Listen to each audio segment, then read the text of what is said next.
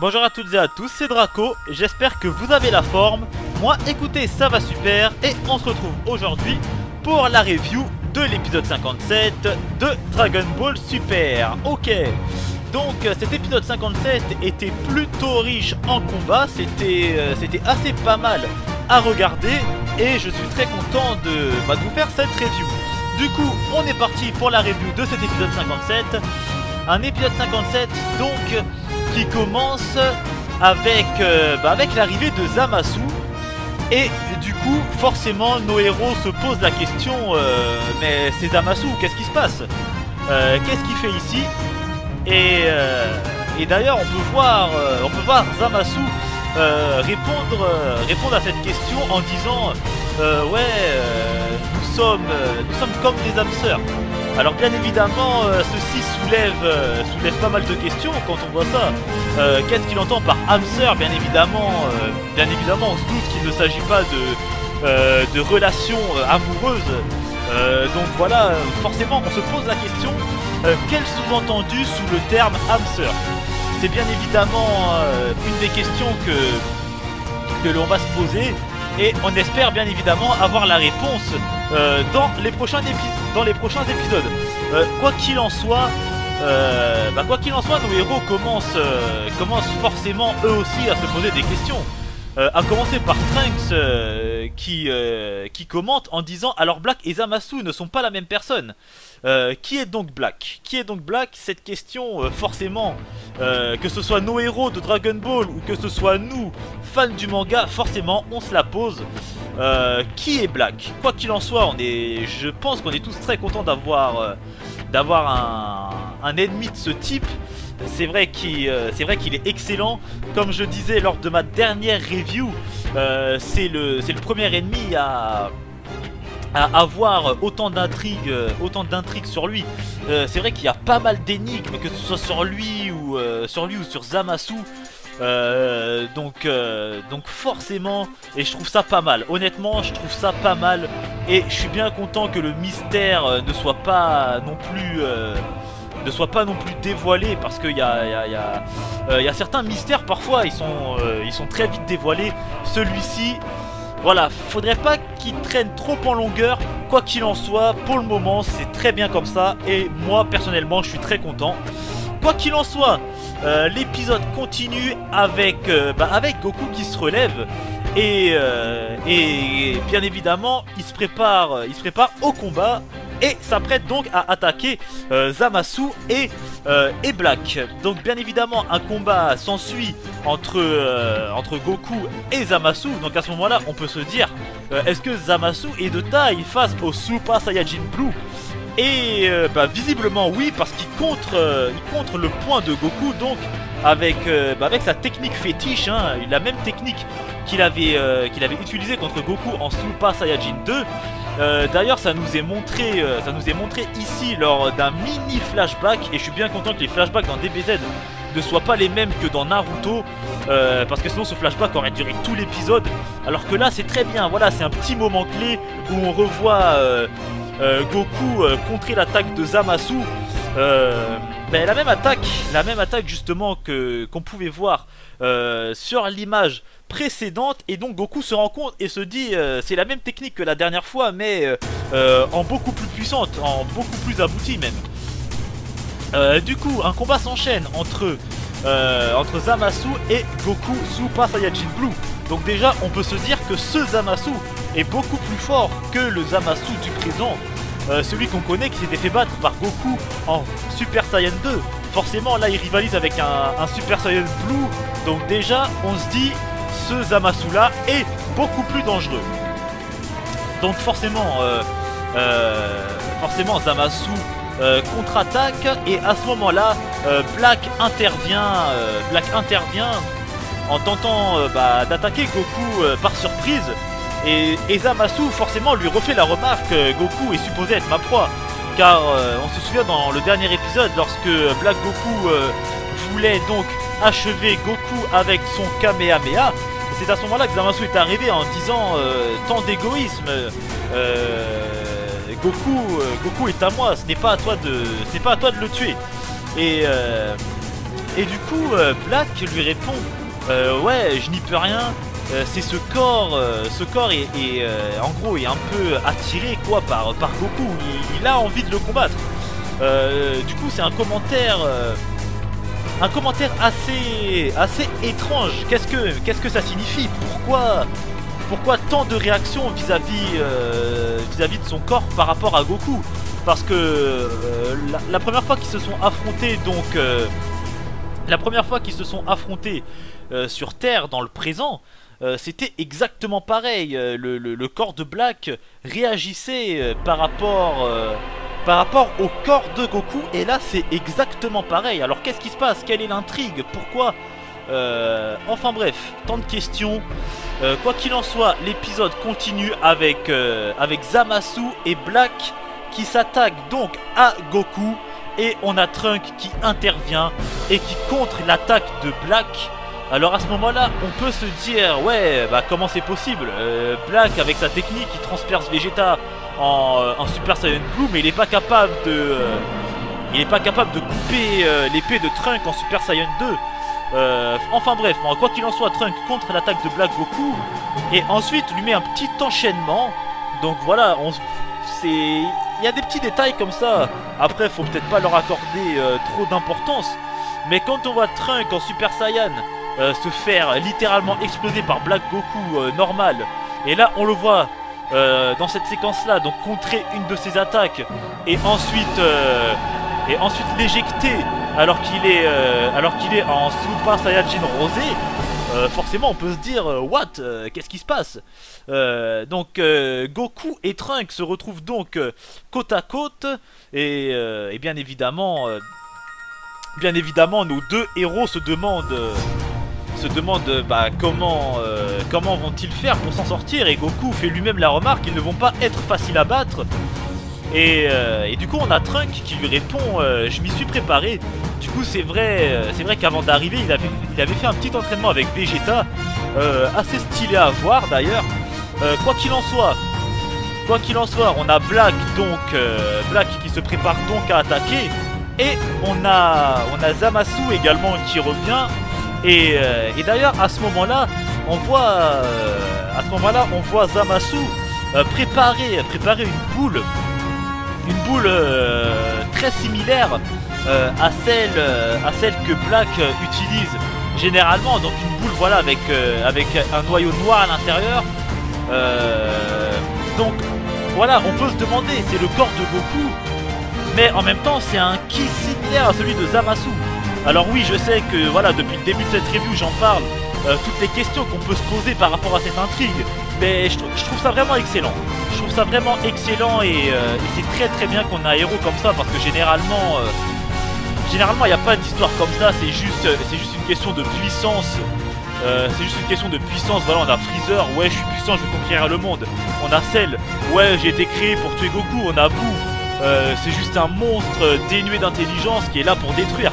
Et là, quelque part il y a quand même une certaine morale. Je veux dire, voilà, Zamasu est là, il se pose quand même des questions. C'est pas quelque chose d'irréfléchi comme Majin Buu ou comme Freezer qui sont là que pour détruire.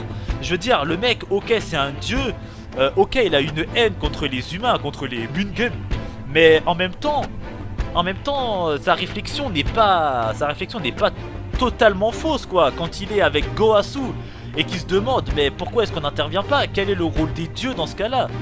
Pourquoi ne faisons-nous qu'observer? Enfin, quels sont nos pouvoirs? Et quelque part, il a pas tort. En tant que dieu, ne pas avoir la possibilité d'arranger un petit peu le monde, quelque part ça peut être un peu frustrant, et on peut comprendre aussi ses intentions de créer entre guillemets son utopie. D'ailleurs ça me fait pas mal penser également à Naruto, quand il parle de son utopie ça me fait beaucoup penser à Madara. Enfin bref, quoi qu'il en soit, il y a quand même une morale, une certaine morale derrière les propos de Zamasu. Et voilà, c'est vraiment un arc très bien pensé. très bien réfléchi, et pour le moment, cet arc est juste excellent. Quoi qu'il en soit, on continue donc avec Goku qui reprend le combat face à Black. Donc là on peut voir voilà, Black heureux d'affronter Goku, on peut le voir sur son visage. Et de l'autre côté, on a donc Trunk en Super Saiyan 2 face à un Zamasu qui font plus ou moins jeu égal. Alors pourquoi? Parce que Zamasu fait jeu égal avec Goku en Super Saiyajin Blue, et ensuite il fait jeu égal avec Trunk en Super Saiyan 2. Bah, je chipote. L'épisode était excellent, je chipote, mais voilà, c'est ce genre de choses. Quel est le niveau de Zamasu au final? Quel est son niveau? C'est une question qu'on peut se poser. On sait que le nôtre du présent a le niveau d'un Saiyan 2. Lui, on sait pas trop pour le moment. Pour le moment, on sait pas trop. Quoi qu'il en soit, on enchaîne avec une séquence plutôt pas mal où Black enchaîne Goku avec des vagues de Kikoa. Et on a justement Goku, pour les éviter, qui utilise le Shunkaido, donc la téléportation. Et ça, franchement, c'était hyper stylé. Du coup, il se téléporte derrière Black. Et à ce moment-là, une scène encore plus stylée. Goku s'apprête à attaquer et Black utilise à son tour le Shunkaido pour se téléporter derrière Goku et lui lancer une vague déferlante. C'était excellent. Je vous cache pas que cette scène m'a pas mal... cette scène m'a pas mal fait sourire, m'a pas mal enjailli. J'étais content, je me suis dit, waouh putain, c'est la folie. C'est la folie, c'est un peu comme Goku contre Cell lors du Cell Game. Quand Cell lance son Kamehameha, que Goku se téléporte pour l'éviter, et que Cell lui dit ouais j'ai pas la possibilité de me téléporter, mais je suis suffisamment rapide pour que ce soit entre guillemets tout comme, et on le voit se déplacer derrière Goku. C'était assez stylé, c'était assez classe, et là c'est exactement pareil. Voilà, il utilise son Shunkaido en retour, surprend Goku et l'enchaîne avec un Kikoa. Cette scène était énorme. Honnêtement, j'ai trouvé cette scène sublime. On enchaîne de nouveau ensuite avec Trunk face à Zamasu. Et là, on peut voir Trunk prendre le dessus sur Zamasu et le transpercer donc avec son épée. À ce moment-là, donc, on se dit, bon, pour Zamasu, c'est fini. Mais en fait, pas du tout. On se rend compte que la plaie de Zamasu, donc, se referme. À ce moment-là, on se demande donc qu'est-ce qui se passe. Zamasu, pourquoi est-ce que sa plaie se referme? Est-ce qu'il a les mêmes capacités que les Namek, que Cell et que Boo? Est-ce qu'il a une capacité similaire de régénération? Pour le moment, on ne sait pas, mais on va découvrir entre guillemets la supercherie dans la suite de l'épisode. Du coup, on a Trunk qui enchaîne avec une attaque hyper stylée. Je sais pas si c'est du fan service ou si c'était prévu comme ça. Quoi qu'il en soit, tout comme pour la scène du Shunkaido, celle-ci m'a énormément fait plaisir. Trunk qui enchaîne avec le Final Flash de Vegeta. Et là, oh là, mais quel plaisir de voir une attaque comme ça. Le Final Flash sur Zamasu, et on peut voir Zamasu donc qui encaisse l'attaque. Et à ce moment-là, on a la réponse à notre question du pourquoi, du comment. Le fait qu'il se soit fait transpercer ne lui ait absolument rien fait et qu'il se soit régénéré. Ce corps immortel, c'est celui d'un vrai dieu. Donc là, on apprend que Zamasu est immortel. On apprend que Zamasu est immortel. Et c'est le premier méchant dans Dragon Ball à devenir immortel. C'est le premier. Vegeta arrive sur Terre, il ne devient pas immortel. Freezer va sur Namek pour chercher Dragon Ball, il ne devient pas immortel. Vegeta tente de gruger par tous les moyens Freezer pour lui choper ses Dragon Ball, il ne devient pas immortel. Zamasu, lui, est devenu immortel. Alors comment vont-ils faire? Comment vont-ils faire pour le vaincre? Ça, je ne sais pas. Quoi qu'il en soit, on a un Black aussi fort qu'un Super Saiyajin Blue, et on a un Zamasu immortel. Ça annonce du lourd. Très honnêtement, ça annonce du lourd. On a donc Goku qui revient aux côtés de Trunk et qui lui demande, mais tes attaques ne marchent pas contre lui. Trunk vient quand même de lui lancer un Final Flash et de le transpercer avec son épée, donc forcément des questions se posent. Et à ce moment-là, on a Black qui commence à charger un putain de Kamehameha avec une voix carrément épique. C'était énorme, cet épisode était énorme, juste pour le Final Flash, juste pour le déplacement instantané et pour ce superbe Kamehameha. Et à ce moment-là, on a donc Zamasu qui surprend nos deux héros en les attrapant par derrière. Et on a Black qui balance donc son Kamehameha full power. Forcément, Zamasu, lui, est immortel. Donc seul Goku et seul Trunk vont subir ce superbe Kamehameha. Et ça me fait penser à Naruto, ça aussi. Ça me fait beaucoup penser à Hidan et Kakuzu. C'est vrai, je sais pas si c'est des clins d'œil ou pas, ça m'étonnerait. Mais entre l'histoire d'Utopie qui fait penser à Madara Obito et l'histoire et l'immortalité de Zamasu qui encaisse les attaques de Black en neutralisant un peu les autres, quoi, en les tenant, ça fait un peu penser à Hidan et à Kakuzu. Quoi qu'il en soit, Black lance son Kamehameha full power qui met nos deux héros KO. Forcément ils ne peuvent pas encaisser une attaque comme ça de plein fouet. Et on a donc Black et Zamasu qui préparent donc une boule d'énergie pour en finir avec ce combat, pour exterminer nos héros. Et à ce moment là on a une attaque donc qui se dirige vers eux. Qui fait exploser leur boule d'énergie. Et là on s'aperçoit que, et oui, c'est notre ami Vegeta, donc qui n'est pas mort finalement. Alors Trunk l'avait dit dans l'épisode précédent, je sens encore son ki, il est juste inconscient. En tout cas il s'est relevé pour sauver nos héros. Et ça c'était plutôt classe de la part de notre cher Vegeta. Du coup on a Yajirobe qui a profité donc de l'explosion et du carnage pour sauver Trunk et Goku qui donc ont été mis KO. Comme on peut le voir, Trunk n'est plus en Super Saiyan et Goku n'est plus en Super Saiyajin Blue. Du coup ils ont bel et bien été mis KO. On a Yajirobe donc qui s'est servi un peu du bordel pour venir les sauver. Et on a Black et Zamasu qui se disent mais merde, où sont passés Trunk et Goku? Et t'as Black qui rétorque en disant bon on va s'occuper de Vegeta en attendant de les retrouver. Ils ont pas dû aller bien loin dans leur état. Et c'est à ce moment là que un groupe de soldats de la résistance a lancé un peu des gaz donc sur Black et sur Zamasu. Et on en revient un petit peu à ce que j'avais pu dire, à la remarque que j'avais pu faire dans ma dernière vidéo par rapport au fait que les armes conventionnelles ne marchent pas donc sur les Saiyans, sur les dieux, sur les extraterrestres, sur tout ce que tu veux. Et là voilà, dans cet épisode on les voit utiliser un gaz qui mine de rien a neutralisé un dieu et un super Saiyan.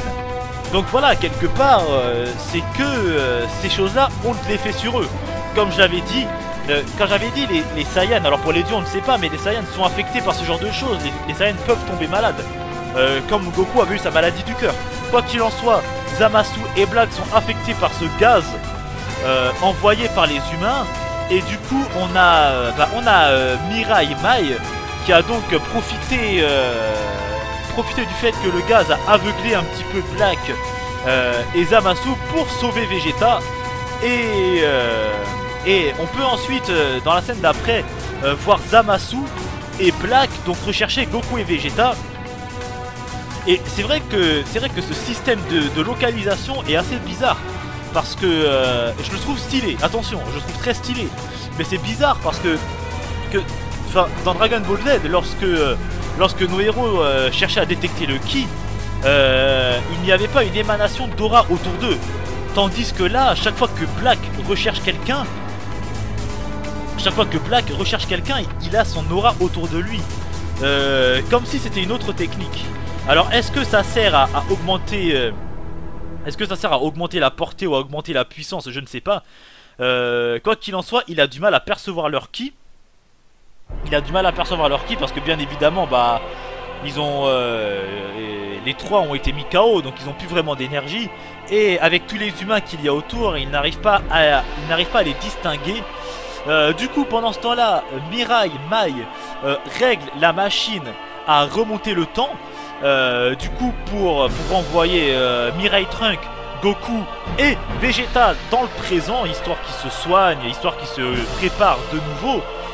Et donc, on les voit donc arriver dans le présent.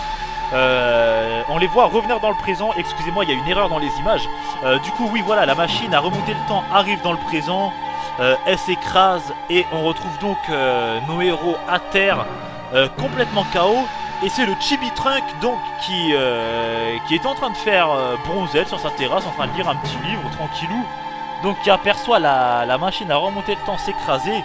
Et voyant son père transpercé, il commence à gueuler papa, papa. Et ouais, donc au final tout le monde arrive un peu affolé. Et tout le monde donc remarque Goku, Vegeta et Trunk carrément amochés. L'épisode ensuite continue sur un moment que j'ai pas mal aimé. C'est Goasu en train de regarder le tournoi à la télévision, le tournoi entre guillemets multiverse entre Beerus et Champa. Et là, il y a eu quelque chose de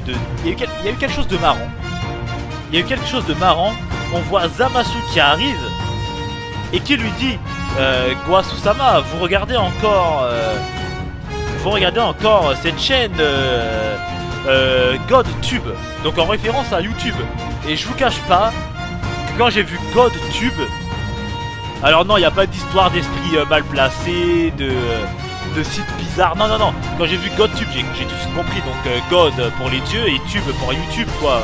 Enfin, quand j'ai vu ça, je vous cache pas que ça m'a pas mal fait rigoler.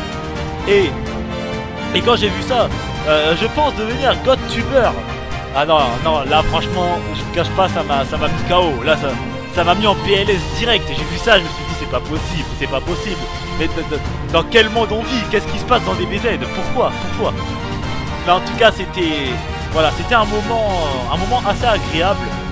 Et là, on peut voir donc sur l'écran les Super Dragon Ball. Et forcément, Zamasu les remarque et pose la question à Zamasu: quelles sont ces planètes? Et là,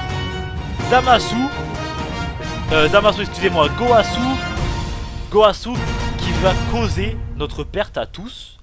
Donc qui va répondre à Zamasu au calme. Oui, alors ce sont probablement les Super Dragon Ball. Donc Zamasu lui demande mais quels sont leurs pouvoirs pour que deux dieux de la destruction se battent pour elle. Oui, parce que c'était Beerus et Champa qui se battaient pour ces Dragon Ball. Forcément, Zamasu se pose la question pourquoi. Et donc Zamasu lui divulgue l'information qui va sûrement, entre guillemets, causer la perte du futur. Il va lui répondre ouais, ces Super Dragon Ball ont, selon la légende, le pouvoir de réaliser tous les souhaits. Et c'est à ce moment-là donc que Zamasu apprend l'existence des Super Dragon Ball. Et à ce moment-là, on peut commencer à se poser des questions et à se dire: tiens, est-ce que les Super Dragon Ball n'auront pas un rôle à jouer par rapport à Black Goku, par rapport au fait qu'il soit immortel? Surtout que Zamasu apprend également que Goku est capable d'utiliser le Ki divin. Car au moment où il arrive dans la pièce et où il voit le combat Goku Hit, donc sur GodTube, il voit Goku se transformer en Super Saiyajin Blue. Et il se dit mais cet humain est capable d'utiliser le Ki divin. Mais est-ce que ce serait du Ki divin? Il se pose la question parce que forcément lorsqu'il l'a affronté, Goku était en simple Super Saiyan 2. Là il le voit en Super Saiyan God Super Saiyan. Et ne sachant pas ce que c'est, forcément il se pose la question: mais est-ce que c'est du Ki divin? Mais ce n'est qu'un mortel. C'est pas normal. Enfin bref, du coup l'épisode se termine sur ça. Zamasu apprend l'existence donc des Super Dragon Ball. Et à ce moment là on peut se dire: ça va barder, ça va partir en couille. Zamasu va forcément les utiliser à mauvais escient. Pour faire quoi, on ne sait pas. Mais voilà, s'il apprend l'existence des Super Dragon Ball, ce n'est pas pour rien. C'est qu'à mon avis, elles vont avoir un rôle à jouer. C'est que voilà, Zamasu va très certainement tenter de les réunir. Et forcément, on va se poser des questions. Voilà, il apprend l'existence des Super Dragon Ball. D'un autre côté, le Zamasu du futur a un corps immortel. Forcément, on fait le lien. Sans penser forcément à Black Goku, on fait le lien. Alors oui, on n'a pas besoin des Super Dragon Ball pour être immortel. Je veux dire, les Dragon Ball classiques suffisent. Mais Zamasu n'a peut-être pas connaissance des Dragon Ball classiques. Donc, pourquoi est-ce que Zamasu... pourquoi est-ce que l'auteur fait en sorte que Zamasu apprenne l'existence des Super Dragon Ball? Y a-t-il un rapport avec Black? Y a-t-il un rapport avec le fait qu'il soit immortel? On apprendra très certainement, excusez-moi, tout ça dans les épisodes à venir. Quoi qu'il en soit, pas mal d'intrigues, pas mal de réflexions autour de ces deux personnages. Et c'est pas mal, honnêtement c'est pas mal. Quoi qu'il en soit, restez connectés. On se retrouve pour l'épisode 58 de Dragon Ball Super, en espérant que ces reviews vous plaisent. Pour ceux qui les regardent, bah écoutez, n'hésitez pas à me dire dans les commentaires ce que je pourrais faire, ce que je pourrais améliorer. Étant donné que c'est mes premières reviews, il y a très certainement des défauts, je suppose. Donc je vous invite, pour ceux qui me suivent et qui regardent mes reviews, je vous invite donc à me dire dans les commentaires ce que je pourrais améliorer, ce que je pourrais faire pour que ces reviews soient plus agréables à écouter et à regarder pour vous. En tout cas, on se retrouve pour le 58e épisode dans une prochaine vidéo. Et on se dit donc à la prochaine. Restez connectés et portez-vous bien. Allez, salut à tous, ciao.